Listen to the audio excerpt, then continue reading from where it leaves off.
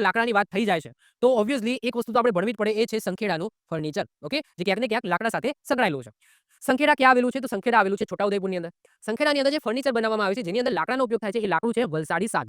Okay, તો સંખેડાનું furniture એ રંગબેરંગી સાગી લાકડાનું ફર્નિચર છે, જે પરંપરાગત તેજસ્વી મરૂન અને સોનેરી રંગોથી બનાવવામાં આવે છે. તમે જોઈ શકો છો, આ સોનેરી રંગ છે, આ મરૂન રંગ છે, આવું સરસ મજાનું સંખેડાનું ફર્નિચર બનાવવામાં આવે છે. તો બહુ ફેમસ છે. ઓકે, દેશ વિદેશોની અંદર પણ ફેમસ છે.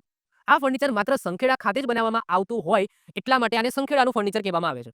આવું ફર્નિચર માત્ર ને માત્ર સંખેડાની અંદર તમને જોવા મળશે, એટલે કે બ્રોડ પ્રમાણમાં. બીજે ઓછા ઓછા પ્રમાણમાં ક્યાંક જોવા મળે, પરંતુ સંખેડાનું ફર્નિચર બ્રોડ પ્રમાણમાં માત્ર સંખેડામાં જોવા મળે છે, એટલા માટે એને સંખેડાનું ફર્નિચર કહેવામાં આવે છે. જ્યારે એને જીઆઈ ટેગ મળ્યો ત્યારે સંખેડાના ફર્નિચર તરીકે જીઆઈ ટેગ મળેલો છે. આ ફર્નિચર ગુજરાતના ખરાડી, આ સમુદાયનું નામ યાદ રાખજો, ખરાડી સમુદાયના કારીગરો દ્વારા ડિઝાઇન કરવામાં આવે છે. આ ફર્નિચરમાં કુદરતી રેઝિનનો ઉપયોગ થાય છે, જે લાખનું વૃક્ષ હોય છે, જે મીર ટાઈપની આપણે વાત કરીએ કે લાખ વૃક્ષો પર જોવા મળતા નાના જંતુઓના સ્ત્રાવથી મેળવવામાં આવે છે કુદરતી રેઝિન. યાદ રાખજો, ફરીથી રિપીટ કરું છું. આ ફર્નિચરની અંદર કુદરતી રેઝિનનો ઉપયોગ થાય છે, અને એ કુદરતી રેઝિન કઈ રીતના મળે છે? તો લાખના વૃક્ષો ઉપર જોવા મળતા નાના નાના જંતુઓ, એમના સ્ત્રાવથી આ કુદરતી રેઝિન મળે છે, જેનો ઉપયોગ સંખેડાના ફર્નિચરમાં થાય છે. લાકડા પર ફ્લોરલ અને ભૌમિતિક પેટર્ન દોરવામાં આવે છે, અને તેને સજ્જ કરવા માટે એગેટ પથ્થરનું નામ પણ યાદ રાખજો, એગેટ પથ્થરનો ઉપયોગ કરવામાં આવે છે. એના પછી તાજેતરમાં વર્ષમાં રંગોમાં નવીનતાનો સ્વીકાર કરવામાં આવે. પહેલા તમને બે જ કલર જોવા મળશે, એક મરૂન, એક સોનેરી. પરંતુ અત્યારે તમે જો કે અલગ અલગ કલરના, વ્હાઇટ છે, રેડ છે, અલગ અલગ કલરનો પણ સ્વીકાર કરવામાં આવ્યો છે. તો કારણ કે હવે ઓબ્વિયસલી બધાની ડિમાન્ડ પણ હોય ને, તો કાળા, વાદળી, લીલા, આઈવરી, તાંબુ, ચાંદી જેવા રંગનો પણ અત્યારે ફર્નિચર તમને મળી રહેશે.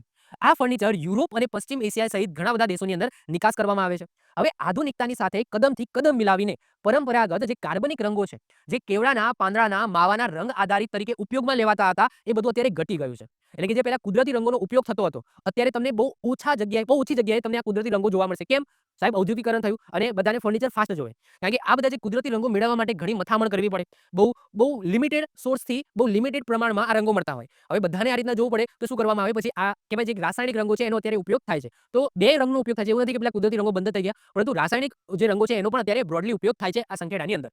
તો કેવડાના પાંદડાનો માવાનો રંગ આધાર તરીકે ઉપયોગ કરવાને બદલે રાસાયણિક રંગોનો ઉપયોગ કરી ઘણા રંગોમાં ફર્નિચર બનાવવામાં આવે છે. જો કે ક્લાયના વરખની ભાત સાથે જે પારદર્શક લાખનું આવરણ છે, આ જે મૂળભૂત કળા છે, એ હજુ પણ જળવાઈ રહી છે. આનો હજુ ઓપ્શન એમને નથી કાઢ્યો, પરંતુ આ જે રંગો, જે કુદરતી રંગોથી પહેલા જે કરવામાં આવતું હતું, એનો ઓપ્શન એમને રાસાયણિક રંગોથી કાઢી દીધો છે. પરંતુ આજે હજુ પણ આજે પારદર્શક લાખનું જે આવરણ તમને જોવા મળશે જે ફર્નિચર ઉપર, એ હજુ પણ એઝ ઇટ ઇઝ, એટલે કે મૂળભૂત પરંપરાગત જે પદ્ધતિ છે, હજુ પણ ચાલુ છે.